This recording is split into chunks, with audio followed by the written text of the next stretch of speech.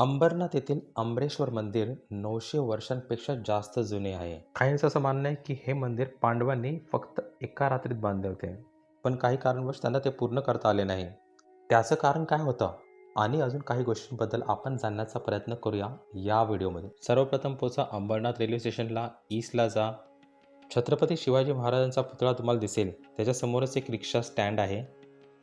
तिथनं रिक्षा पकडा आणि इथे पोचा. ह्या कमानीच्या इथपर्यंत ते लोक तुम्हाला सोडतील आणि 20 रुपये घेतील पर सीटच्या हिशोबाने. इथनं थोडंसं पुढे चाललात की तुम्हाला सर्वप्रथम नदी दिसेल, वालधुनी. त्याच्यावरील ब्रिज क्रॉस केल्यानंतर तुम्ही पोचाल मंदिराजवळ. बाहेरच पूजेचं सामान तुम्हाला भेटू शकतं. ते घेऊन तुम्ही आत जाऊ शकता. राईटला चप्पल स्टँड आहे. मंदिराची वेळ सकाळी 6 ते 9 आहे. प्रदक्षिणीय दर्शन कसे घ्यायचे हे तुम्ही इथे बघू शकता. आत शिरताच डावीकडे एक पाण्याची टाकी आहे, पण ते पिण्याचे पाणी आहे म्हणून ते हातपाय धुवायला वापरू नका. पुढे जा, लेफ्टला कोपऱ्यात अजून एक टाकी आहे, तिकडे जाऊन तुम्ही हातपाय धुवू शकता. हे इकडनं लेफ्टने जायचं आहे. हातपाय धुवून झाल्यावर पहिलं गणपतीचं दर्शन घ्या, त्यानंतर नंदीचं दर्शन घ्या, कारण का त्याच दरवाजाने तुम्हाला आत जायचं आहे व गर्भगृहात प्रवेश घ्यायचा आहे. हे इथे तुम्ही नंदी बघू शकता. ह्या दरवाज्यातून आत जायचं आहे. गर्भगृहाचा दरवाजा हा असा काही दिसतो आणि इथे खाली उतरून जावं लागतं. काही शिड्या उतराव्या लागतात. गर्भगृहात फोटोज व्हिडिओज काढणे अलाउड नाही आहे, तरी मी काढण्याचा प्रयत्न केला आहे. आणि हे तुम्ही मंडप बघू शकता. मंदिर फार जुने आहे व त्याला सपोर्ट देण्यासाठी बहुधा इथे बीम्स लावण्यात आलेले आहेत. मंदिराच्या मंडपात फारसा उजेड नव्हता, पण खांबांवर केलेली कारिगिरी अत्यंत सुंदर अशी होती. इथे तुम्ही गर्भगृहाचा फोटो बघू शकता. देवाला पाठ नाही दाखवायची, त्यासाठी आम्ही असेच उलटे परत चढत गेलो शिड्या.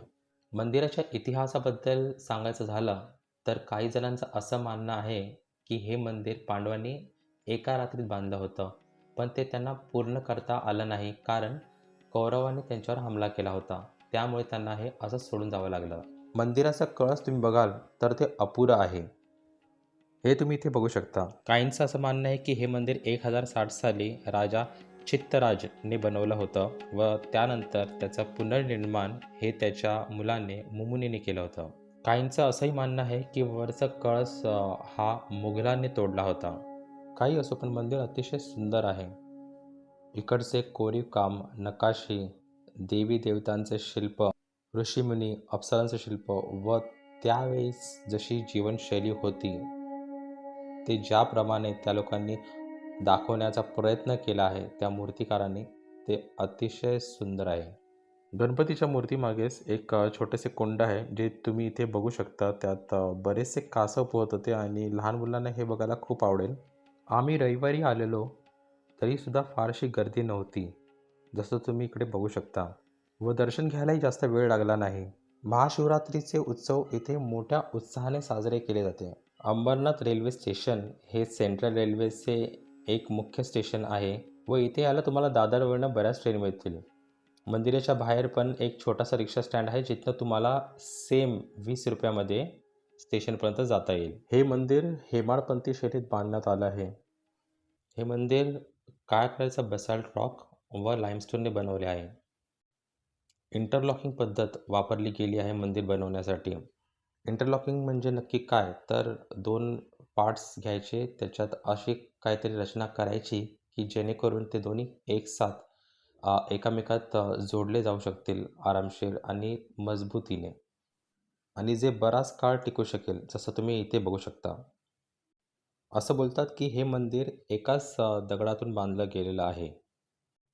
कमाल आहे त्या मूर्तिकारांची आणि हे मंदिर बांधणाऱ्यांची. म्हणजे त्यावेळी जेव्हा टेक्नॉलॉजी वगैरे नव्हती, तेव्हा त्यांनी कसं काय हे इतकं सुंदर असं मंदिर बांधलं. मंदिरावर ठिकठिकाणी हिरवी पानं, झाडी तुम्ही बघू शकता. त्यावरनं कळतंय की मेंटेनन्स प्रॉपरली असं होत नाही आहे. तर होपफुली गव्हर्नमेंट ह्याबद्दल काहीतरी करेल अशी आशा आहे. असं ऐकण्यात आले आहे की गव्हर्नमेंट ह्यावर पैसा खर्च करणार आहे, मंदिराचे रिस्टोरेशन करणार आहे. तर होपफुली ते लवकरात लवकर करेल व बाहेर जी वालधुनी नदी आहे, तिकडे पण एक घाट बनवणार आहे आणि असं सांगतात की त्याचं पण काम चालू आहे आणि लवकरच ते पूर्ण होईल अशी आशा आहे. हे मंदिर बघितल्यानंतर आम्ही गेलो MIDC वॉटरफॉलला, जे अंबरनाथमध्येच आहे. त्याचा व्हिडिओही लवकरच येईल, तोही नक्की बघा. आणि या व्हिडिओमध्ये काही चुकलं असेल तर नक्की पॉइंट आउट करा. काही आवडलं असेल तर डेफिनेटली अप्रिशिएट करा. तुमचे लाईक्स, शेअर आणि सबस्क्राईब याच्याने फार मोटिवेशन मिळतं. आणि काही सजेशन्स असतील तर तेही आवर्जून सांगा. कमेंटमध्ये पोस्ट करा. मी नक्कीच वाचेन आणि कुठे डाऊट असेल तर नक्कीच रिप्लाय करायचा प्रयत्न करेन. भेटूया लवकरच अशाच एका नव्या ब्लॉगमध्ये.